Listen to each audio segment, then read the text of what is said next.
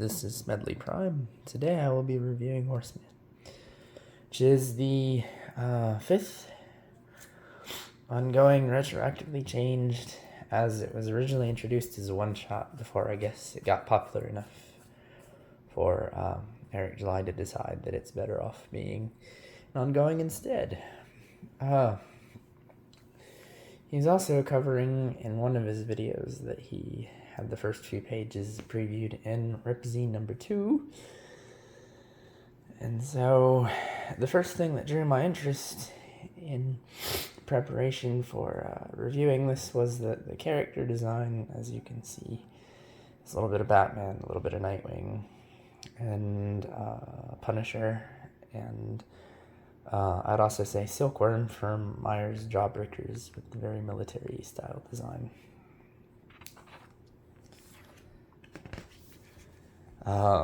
Chuck Dixon, I know, is famous for having created Tim Drake, Stephanie Brown, and Bane. He worked with, what's her name? Gail Simone on the 80s and 90s Birds of Prey, and I know that he did a bunch of Batman. And in the crowdfunding and independent space, he did an Expendables Going to Hell with Meyer, and Rock and Roll Ninja as well. And then for the Rippaverse, he did Alpha Core, and the next one he's doing is one shot called Zaylan, which is about another superhero dude. So the opening pages bring us into Horseman in his proto suit, much like Tobey Maguire in the pajama suit in the first Spider-Man in 2002, fighting ninjas. Whereas Tobey Maguire was running around and fighting a dude who killed his uncle. But either way, you have a big epic fight where Horseman is trying to make sense of fighting ninjas. Then we transition to a day in the life of his non-costumed look, where he's got a sister who I think was modeled after Barbara Gordon after she got shot by the Joker and paralyzed, confined to a wheelchair as Oracle.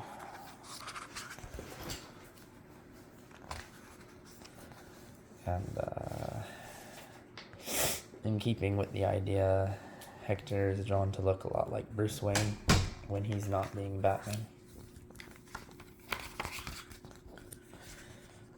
The first tease that we have him meeting Brian Solari flying by.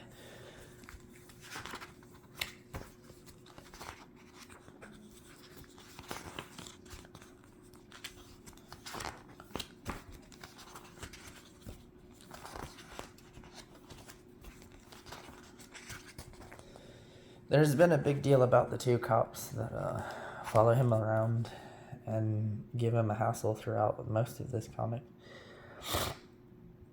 And while a lot of other people have been pointing out a lot of famous movies, I think the biggest one I thought of was To Live and Die in LA, because at the end of the movie, the surviving partner ends up telling a woman that he owns her, and that's what I think what Dixon was going for, and having the two cops give Hector a hassle.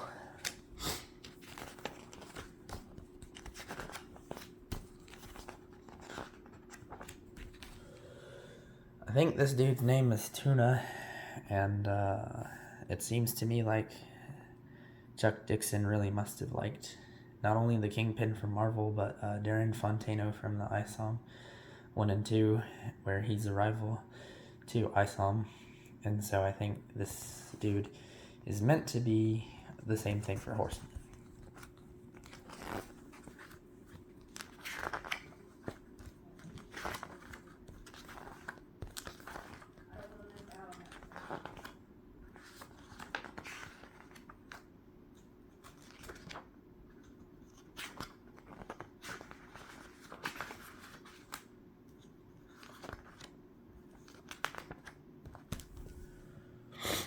The Nazi couple has also been a bit of a big deal too, but when I first read this and I saw them, I thought of the Dreadnoks from G.I. Joe was Zartan and his crew, because I think Chuck Dixon is also big into G.I. Joe.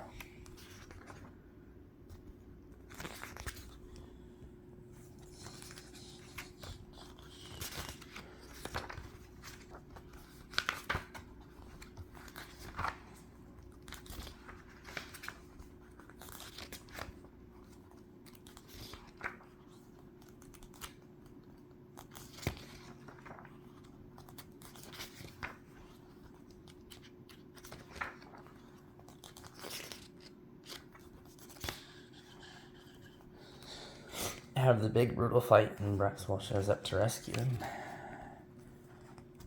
And then he meets Brian Solari for real, and the Valdez lady. And they want him to quit, and so he considers it.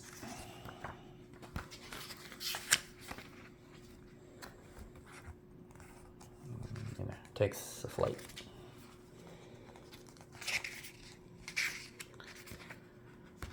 And decides on a temporary retirement. But since, again, this will be an ongoing, I'm sure that it will be undone in the next issue, whenever that comes out.